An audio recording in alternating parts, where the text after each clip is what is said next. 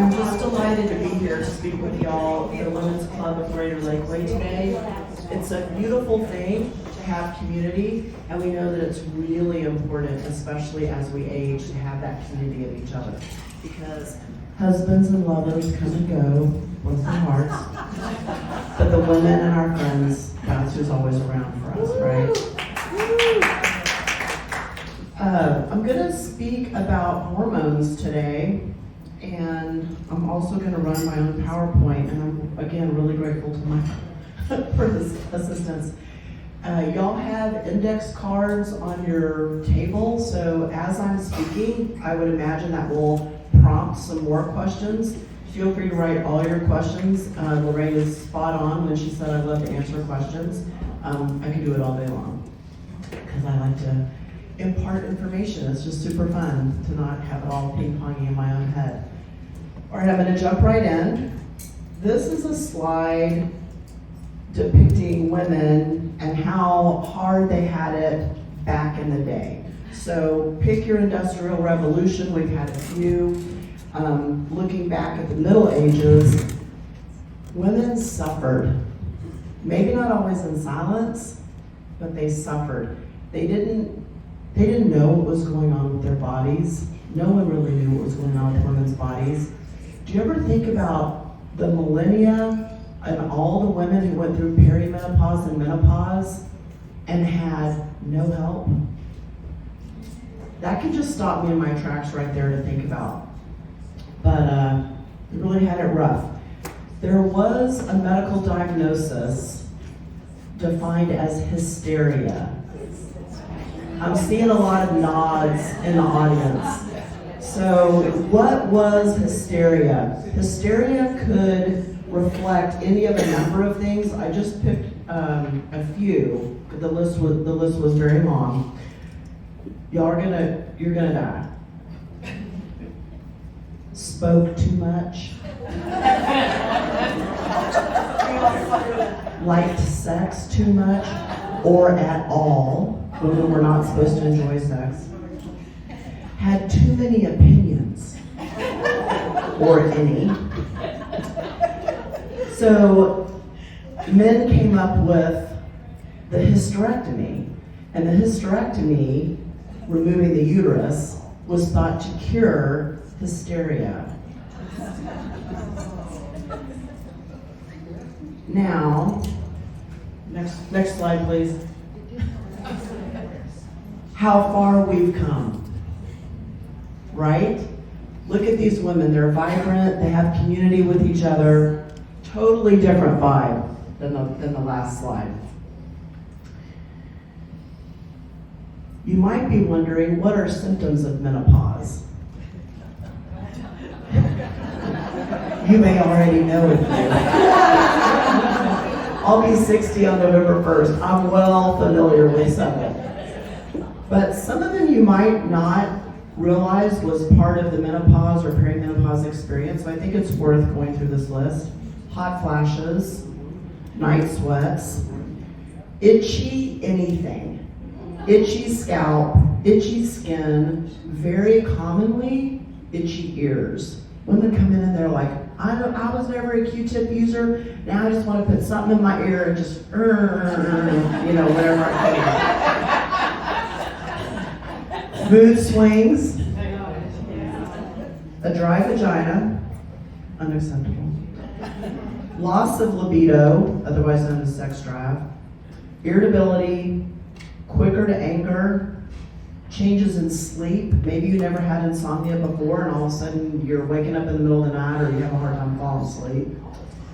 Depression, anxiety, stubborn weight gain, especially around the midsection, and fatigue, in particular in the afternoons. All of a sudden, I'm just somebody who needs to take a nap. If any of these are affecting you, please do not chalk it up to age, okay?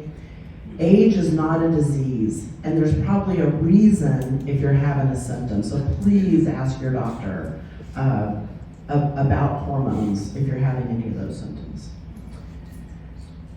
Okay.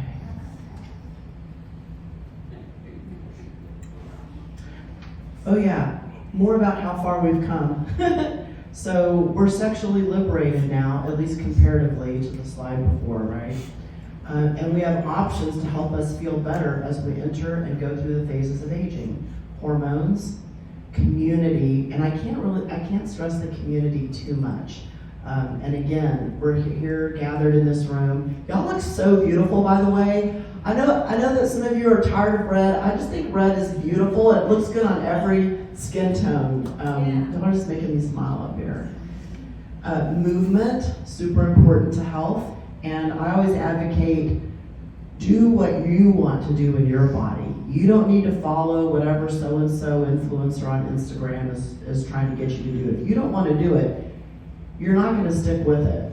So if you want to walk, walk. If you want to golf, golf. If you want to do Zumba, Zumba it out. Whatever you want to do, just let yourself enjoy that joy that the movement brings for your body. That's my 2 cents on that. We have healthy foods now. Oh my gosh, this has really increased the lifespan tremendously. We enjoy much cleaner air than they did back in the Middle Ages and during the Industrial Revolutions, as well as clean water.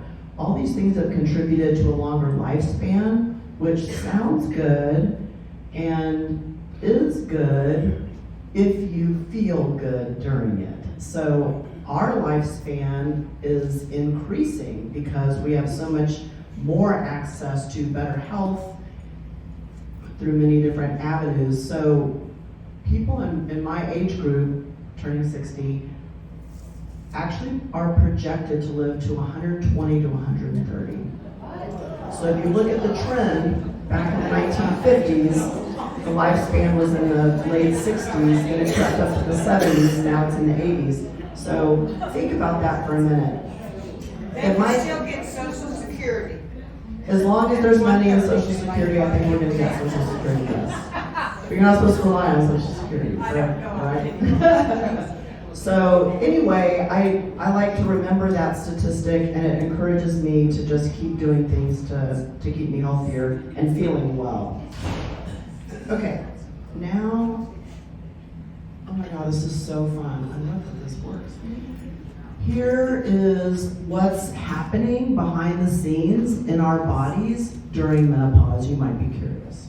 So during our reproductive years, that's this yellow area, you can see that testosterone starts to a gradual decline, and it just keeps going down to about 0.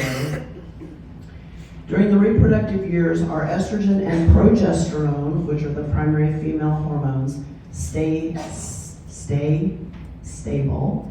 And then there's this precipitous fall off during perimenopause. Okay, think of peri just means around in Latin, like the periscope. So there is this time period of perimenopause before we actually enter menopause, and that's when you see this radical drop off. So nowadays, we don't wait for women to have symptoms of menopause before we check your hormone levels. We want to catch you here for many reasons. Mostly so that you feel better. Also, very clear evidence that the sooner we start estrogen, the more you get to hang on to the bone density that you've built during your reproductive years. I promise I'm not going to go all sciencey on y'all. This is the only other slide. It's the only other, science type thing. But I just think they're great illustrations. So this is another way of showing the same thing that the last slide did. It just shows it on average ages. So age 25, age 35, age 50, we define menopause as having had 1 year without a period. That's the slam dunk for menopause. So if you think back, some of y'all and myself, to when that happened, there were all kinds of changes and all kinds of symptoms before that actually happened. Now you know why, right? You see that this precipitous drop off starts in our 40s. And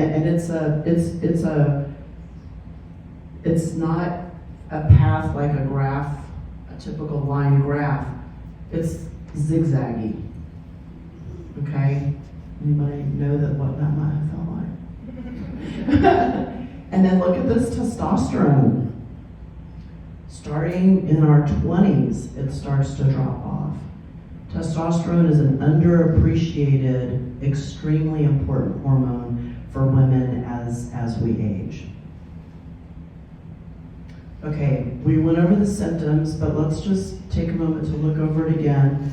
Often this will trigger some questions, so don't be bashful about those index cards. And that's it. That's my talk. So let's jump into the super fun part, which is the question and answer. Do y'all want to just hand me or do you want to, should we start with raising hands? Yeah. And then maybe while we're doing that, could one bossy person, by the way, you're my people, there'll be a bossy person at each table, like gather the index cards and bring them up to me. That would be awesome. Okay, this lady right here has a question. Yes, ma'am.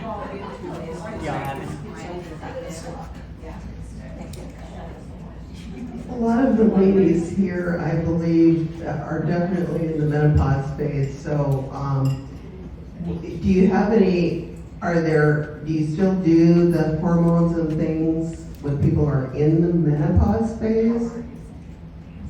Thank you so much for asking that question. I think what you're asking is it ever too late to start hormones? Am I right? Yeah. And the answer is no. It is never too late to start hormones. There is this myth out there that some doctors have caught a hold of. It is not based in any science whatsoever that there's this magical, mythical age, this number, and then you can't start hormones after that. Absolutely not. Never too late. Sorry, I have one more question. Some of us have had breast cancer and we're told we could never have hormones because of the type of cancer. I was just wondering what the latest data on that is, or if there's different pharmaceuticals that might address some of those issues. I love that question too, because it's probably the most controversial and it's the most frightening thing. So there was a study, thank you so much, called the Women's Health Initiative. And this study was started in the early 1990s, and for 12 years, this group of scientists followed several thousand nurses, and they followed things like their diet, medications they were on. These women were late 40s through their 60s, and the data was misinterpreted. So there are two concepts that we scientists love to evaluate: correlation and causation. And I'm just going to make it real simple. When the rooster crows, the sun rises. These two events are correlated. When the rooster crows, it does not make the sun rise up over the horizon. If it did, that would be causation. So things can be correlated or they can be causative, but it's important to separate them. So when I was in medical school and residency, that was the time where all of a sudden the gauntlet came down because the Women's Health Initiative showed that taking hormones increased breast cancer, increased heart attacks and strokes. So it's absolutely not true. Now, decades later, people teasing apart the science correctly, it is very clear that hormones have never increased the risk of any cancer. Now, that's not true for testosterone. Well, it is. So there's one man still not here, so I want to make sure he knows. Testosterone does not increase the male's risk of developing prostate cancer. But if you have an existing prostate cancer, it can increase the rate at which that cancer grows. So no hormone has ever been shown to increase the risk of breast cancer. However, even though we know that, it has been so long in the lexicon of medical practice that taking estrogen possibly increased the risk of developing breast cancer. Thank you. That doctors do not, I don't know any doctor who would prescribe estrogen for someone who had had a BRCA gene positive or a hormone receptor positive breast cancer. I also think it just wouldn't make sense. Even though no study has ever shown that hormones increase the risk of breast cancer, it just doesn't make sense to me. If you have a hormone receptor positive cancer of any kind, you probably shouldn't take estrogen, because what if it did in you increase that breast cancer? So I think I don't know any doctor who's prescribing estrogen. Now, that doesn't mean you can't get testosterone, and that doesn't mean you can't get progesterone, two hormones that can make people feel a whole heck of a lot better. Does that answer the question? Yeah, it is. Okay. Did you have another question? I'm done with my question. All right. Hi, so I'm on all three, and I've been on all three for 5 years, and I feel so much better. I thought I was having early onset dementia. I was getting lost driving my kids to school. It was really bad.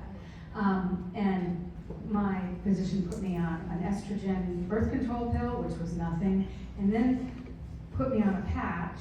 It was a generic patch, and I could feel the estrogen, and I was on progesterone at that time, not testosterone. And I could feel it download everything all at once, because generic patches of estrogen don't have to deliver the same way that the formulary does, that Avelda did. The other thing is I was never tested on the backside to see if I had enough estrogen and progesterone, which I did not until I moved to Texas. And so now I'm on all three, and so I was wondering if you could explain, the types of estrogen, because there's synthetic, there's more natural types of hormones you can take, and also if you can talk about the Dutch test. Yeah, great questions. So there are different forms of hormones. I only prescribe bioidentical, naturally derived estrogen. I do not prescribe synthetic estrogen. I don't know anyone who's a hormone expert who does that anymore. You probably have, I would hope, at least one hormone expert out here in your area of Lakeway. You don't have to come to Austin to see me. I treat women all over the great state of Texas, many women in rural areas, because there just aren't hormone experts everywhere. So don't let that be a hurdle. We do the Zoom. We do the FaceTime, we have all those technologies. My favorite way to deliver estrogen is with a patch.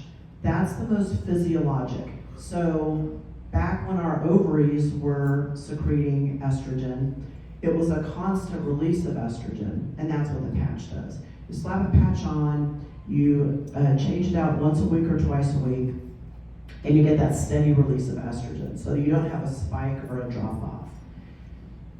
What was your next question? Talk about the Dutch test. Oh yeah, the Dutch test is one of many different really high quality tests for hormone levels. I don't use it in my practice. It's quite expensive, and I've been doing what I do for I've been managing people's hormones for going on 20 years. I have a very good sense of a detailed questionnaire that I do for each woman. One of the really fun things about menopause is that no two women experience it the same. But I think this is also why a lot of doctors don't become interested in it and don't want to deal with it, because there's a lot of gray area. And most doctors are black and white people, right? They're kind of like engineers. So the Dutch test is one that's good. I just use CPL, LabQuest, LabCorp, whatever the woman's insurance maybe wants her to go to. I use those for the lab tests, and then I do the questionnaire. I have very careful follow-up, because I'm really treating the human, and I want to treat her symptoms.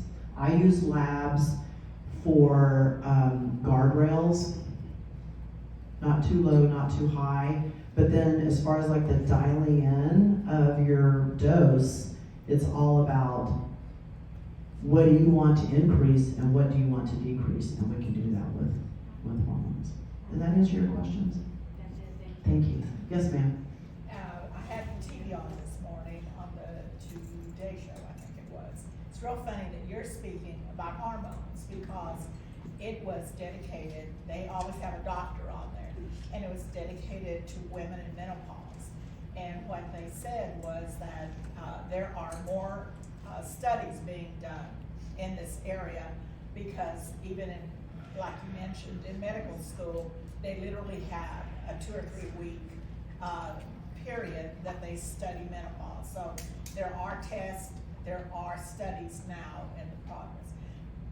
Via this test and all this, as a result, they're finding out that women as young as in their 30s are showing some sign of that period menopause. They may not have it till they're 50 going to menopause and all this. And so one of the questions that they ask, if I'm in my 70s, if I'm in my 80s, can I go ahead and start taking hormones or estrogen and all this when we've already been taken off of it in our 60s, correct? So they kind of hummed and hawed on that, but the thing is that there have not been enough studies, according to this doctor who was an OBGYN, said there have not been enough studies that she felt comfortable in answering that question because you are now, your body has been without them, and then to hit a patch or whatever. So she hummed and hawed, she never answered your question. So you're saying it is okay for women in their 70s and 80s to start this hormones? If a woman came to me and she was 93 and she was interested in hormones, I would give them to her. I just looked 93. And I'm so glad you brought up that women in their 30s. I haven't seen a woman in her 20s yet, but I do have several women in their 30s who have these symptoms of perimenopause. And then it still shocks me. It shouldn't, but it just does because it's still new for me as well, to do these hormone levels, and the hormone levels don't lie. So when they have symptoms and I check their hormone levels and they're not making any estrogen, progesterone, or testosterone anymore, why would someone not give her those back? You know? I mean, it's just unconscionable to me. But I'm thrilled that so y'all probably heard her because she has a good vocalization. So I'm told. Yeah. So apparently the Today Show was dedicated to women in menopause this morning. Very timely. Yes, ma'am. Okay, so I had a hysterectomy a couple of years ago. My gynecologist still has me on hormone replacement. I'm fine, I like it. My new doctor said, oh, you don't need to be on all that stuff. You need to be off of this and on of this. And I'm confused because if I needed that hormones in my body when I was younger, and I still have the same body, shouldn't I still have the same hormones? I mean, my gynecologist has me on. Here's what is confusing to me. In this day and age, how can someone think they will ever know your body as well as you do? How can someone look at women our age and not see how beautiful, wise, and amazing we are? But a lot of people look at women over 50 and they see old ladies and they just have no clue how sexual we maybe still want to be, even if it's just with ourselves. How we don't want to get confused when we're taking the kids or grandkids to school. Like, these things really matter to us. But a lot of people still just, they don't see that when they see us. I'm so glad you asked this So question. the question is, unless I have cancer in my family or a precursor cancer or I've had cancer, I can stay on all of it and just keep trucking. I mean, I'm not your doctor. We don't have a doctor-patient relationship. I don't want to misspeak on an individual basis. But in general, you haven't given me anything that would make me think that you weren't a candidate for hormone replacement therapy. You're welcome. A lot of the studies that I follow are out of Scandinavia. So this doctor who spoke on the Today Show may not be familiar with these, but because I'm a longevity expert, and the super fun thing about the Scandinavian countries, so Norway, Sweden, Finland, Denmark, they are socialist. And while we probably don't want to live in a socialist country, individuals do not have any rights to keep their health information private. The good thing about that is those of us who love public health, their whole country has access to every citizen's records. So they have the luxury of looking at thousands of people and their health, what medications they're taking, their ages and all that. And so they churn out and provide the rest of the world with very wonderful health data and information. And those are my sources for not seeing any negative to starting hormones at any age. Does that make sense? If women our age, just barely over 50. Yeah. Why did it go? That tells you how bad I need hormones, right? So if we start them, what changes are, say I start hormones next week, what changes am I gonna feel when I had a hysterectomy at 40. Yeah. So, and I have a family history of cancer, so they took me off of hormones. What kind of cancer? Cervical and breast. So, but I haven't had it, But it's in your family. it's in my family. And so they took me off of, they put me on stuff and then they took me off of it. So yeah, you would want to talk with your particular doctor about your particular case. I don't want to step my toe into that. But what you can expect at any age when you start hormone therapy is a decrease in any symptoms that you are having and potential and often resolution, 100% resolution of any symptoms that you're having. Because remember, y'all, we made these hormones robustly for many years. We're not talking about giving our body something that it doesn't recognize or hasn't had before. We're just replacing, and that's why I like to use the term bioidentical hormone replacement therapy. We're just replacing what left us in the dust. Right? It's nothing new. It's not. Yes, So I yes, was going ma'am. to say, Yeah. I have to take thyroid medication because I have hypothyroid. So it's kind of the same thing. My body is making what I need, but not enough. So by taking that pill, I'm giving myself back what I should have had. That's what you're kind of saying about the hormone treatment. That's right. And especially as our lifespan is projected to keep increasing as it has been, right? So we're looking at over half of our lifespans being the time period where we're not making any hormones anymore. That's a long time. Yes, ma'am.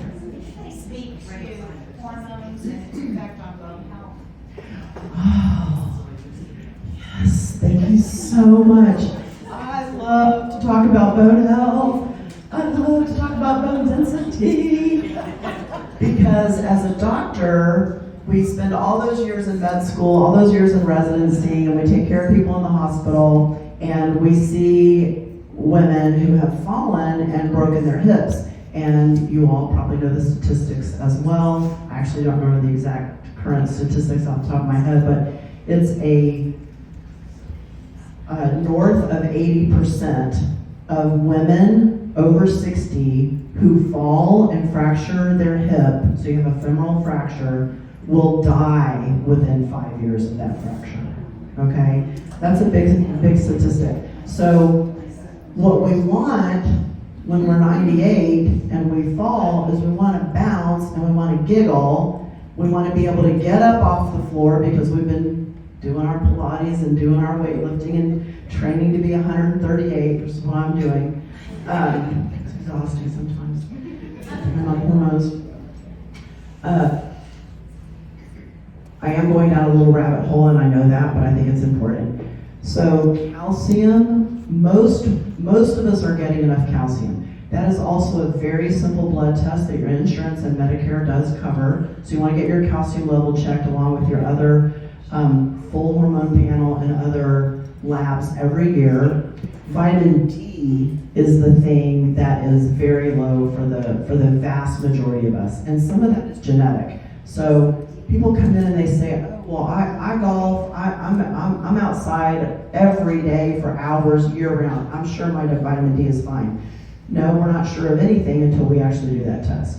Super simple test, you don't even need to fast for it. If you are low in vitamin D, D is in David, D is very accessible orally. So just wherever you buy your groceries, whatever's on sale at HEB, that vitamin D, if you're low, you just take it. And why it's important, vitamin D in the bloodstream finds your calcium, binds to the calcium, that matrix goes into our bones, and that forms our bone health. So, forms our bone density. So in our reproductive years, we're building all these bones because we're jumping around and running around. And then estrogen is involved in that vitamin D calcium complex.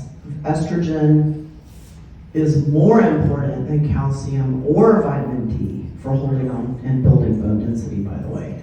So this is a big driver of why we want to get women as soon as possible on estrogen when it starts to drop off, to hold on to that bone density that you've created. Okay, I'm going to say a few things, because if you don't have this question, it's because you don't know that you have this question. But you're going to think of it if you didn't already. You want to know, how do you build your bone density, or can you at this point? So similarly to it's never too late to start hormone therapy, it's never too late to build bone density. So for decades, we thought that it was just a done deal. We build our bone density here, and then it's just a slow drop off till we die. And hormones help for sure, but bone density probably just goes down. New evidence, I'm talking about in the last year, very exciting. It's a woman out of Harvard. I don't remember her name. She was on the Peter and Tia Outlive podcast not too long ago. Her whole scientific career is dedicated to studying osteoporosis. And she and her team at Harvard here in the United States, USA, found that walking does not increase our bone density. I know, I always thought it did too. So it turns out walking really happens on the bottoms of our feet, and that feet roll. The feet roll. Yeah, I guess that's plural.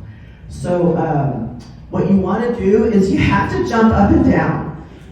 We call it, us doctors call it bone bashing. So for me, if I'm walking along and I see a curb, depending on who's around and what I'm wearing, I will jump up on that curb with both of my feet. So anything that is impacting your bones is going to build your bone density. It can be 2 inches. We're not talking about jumping hurdles here. Swimming does not build bone density. That's pretty obvious. Bicycle riding doesn't build bone density either. But just stomping will build bone density. Yeah, if you are lifting your foot and going down, you just want to do it with as much force as you can. It's a great release of emotions too, by the way. It can be really cathartic to just put your foot down, literally. Lifting weights builds bone density. So maybe you're not a jumper, maybe you don't want to jump all over the curbs like I do, but pushing something heavy, even if it's very slowly, the bones get involved in that, and that big time builds bone density. Yes, ma'am. What about the medications for osteoporosis? My doctor's been saying for years I need to get on those, and when you see the commercials, the first 10 seconds is what it does for you. The next 20 to 50 seconds, depending on the time, tells you what it can mess up. And so I have refused to do it. I take vitamin D, I take calcium, I take all that. I haven't had a test in a long time, so I don't know where I am. but what about those medications? So we don't have a doctor-patient relationship, and I'm not giving physician advice. I would always want you to defer to your doctor and the relationship that you have with her. That said, in general, these medications are wonderful because the statistics of death after a femoral fracture are so high, and we're probably going to live so much longer than when women start having femoral fractures when they fall, that these drugs do prolong life. But they are not without negative side effect. And as an osteopath, I can't help but, just how my brain works. Again, anything we can do to hold on to our bone health is going to prolong a happier, healthier, more comfortable life, and it's going to decrease the risk that you're going to need to possibly take a medication with a lot of potential negative side effects. This microphone's making me nervous. Did that answer your question? Well, one or two more questions. Kind of. You're saying they are good, and you just have to take the bad with the good. Well, you need to weigh the risks and benefits, but they are definitely revolutionary, life-saving medications, yes. Yes, ma'am, in the back. I will speak to that, my doctor. I gave you a card, if you would like to read it, or would you like me to ask the question? Do you feel comfortable asking it? You're more likely to get it answered if you ask it right now. Okay, Just in the interest of time, not me, but I know y'all have others. You might hear me all day, so. I had breast cancer a few years ago. It was very small, and went to Andy Anderson. I didn't need chemo and I didn't need radiation. But because of that, they said that I got cancer because I had too much estrogen in my body. And so they put me on pills to lower your estrogen, which I had to take for 5 years. But the problem is I had a really good bone density, like a 30-year-old. And now my bone density in the last few years is going down because of these pills. Right. So hormones are extremely complicated.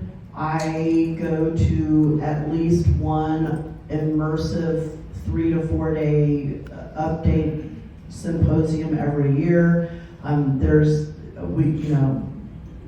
can't possibly address all the little caveats of hormones, but some women are estrogen overproducers. And so you may have been an estrogen overproducer, and then whether your breast cancer was a result of that, your doctor will know from the biopsy. Not all women who develop breast cancer who are estrogen overproducers develop breast cancer as a result of the estrogen, but they would know from the receptor biopsy test that they do. And then you're speaking to exactly what happens. When the more estrogen you have on board, the stronger your bones are going to be.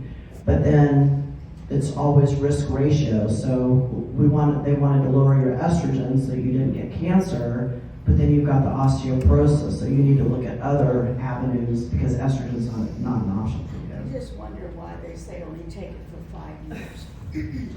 I don't know, I'm not an oncologist, but I do prescribe medications to lower women's estrogen because sometimes women come in with one of these symptoms or some of these symptoms, and that's why the testing is so important. Sometimes they're not deficient in something, they're overproducing, and it's almost always estrogen, and it's not uncommon. And so we put them on medications. There are actually some herbs that work really beautifully to lower that estrogen. I want to, yes ma'am. Okay, I just wanted to speak to that because I Yes. was diagnosed with osteoporosis and I did not want to go the medication route. There is a place here in Austin called OsteoStrong. In OsteoStrong, you do osteogenic loading, which is exercising to build bones. So I did it for a year, and then I did my bone density, and I gained bone density and moved out of osteoporosis. So there are other ways to go than the medication. But when you go to OsteoStrong, it's all women our age, plus a few men. And it's just, I had a very positive experience there. I'm so glad you mentioned that. I take OsteoStrong at Austin Ballet because I live in the C-Home. It's 1 block away. It's super convenient for me. And it's they have a huge grant from the St. David's Foundation, so it's free. So if there's an OsteoStrong that you can access, it will build bone density, and it's such another lovely, really fun community of amazing women. Just meet the most interesting women every time I go to that class. Yeah, thank you for bringing that up. Yes, ma'am. So a lot of women suffer from incontinence after having babies, etc. Right? Yes. And instead of having to wear pads and stuff like that, can you talk about the estrogen rings that might help that? Or? Yes. So thank you for bringing that up. Incontinence is often a result of low or no estrogen. So however you get the estrogen, whether it's the patch, can you tell I put my patch right there? Whether it's the patch, or you're getting a shot, or you're taking the estrogen orally, there's also a ring, and we're old enough in this room to remember, but it's funny, the young patients I have now don't know what a diaphragm is, but the ring is like a diaphragm without the little hammock part. It's just that hard circular part, and you just pop it up in there like a tampon, and it encircles the cervix. I don't know that it works better for incontinence. I think there's a psychological probably component to it's right there, and that's where I'm urinating, that's where my pee-pee's leaking out. But really, just as long as you're getting the estrogen in your system, it's gonna get to all your tissues. Yeah, super helpful for incontinence. Yeah, thank you for bringing that up. Oh, one more question. I'm just getting started, y'all. Okay, I'm gonna read this one. You mentioned healthy foods. What guidance do you have? Any dietary guidance? Yes. The less ingredients, the healthier it is for you.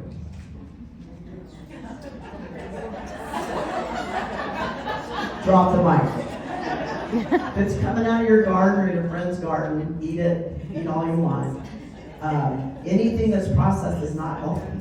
Kind bars are not healthy. Granola is not healthy. If you want to eat it. Just know that you're eating it for the dopamine and the serotonin. All right, you're eating it for pleasure. Any other ways to derive pleasure in your life? Yeah. Whole foods. Eat whole foods. Does anyone have a burning question? I don't want to keep her all. Yes, burning I question. do have a burning question because I've been delving into this topic. I'm mid-50s, was having hot flashes, trouble sleeping, moods, that whatever. I'm technically not in menopause yet, so I'm close. But I found these body balancing drops, and I've been taking them to balance hormones, which has also then helped with all those things I just mentioned. Plus, I've lost 32 pounds on them. But they're not magical. There's natural homeopathic ingredients combined with combined with exactly what you just said.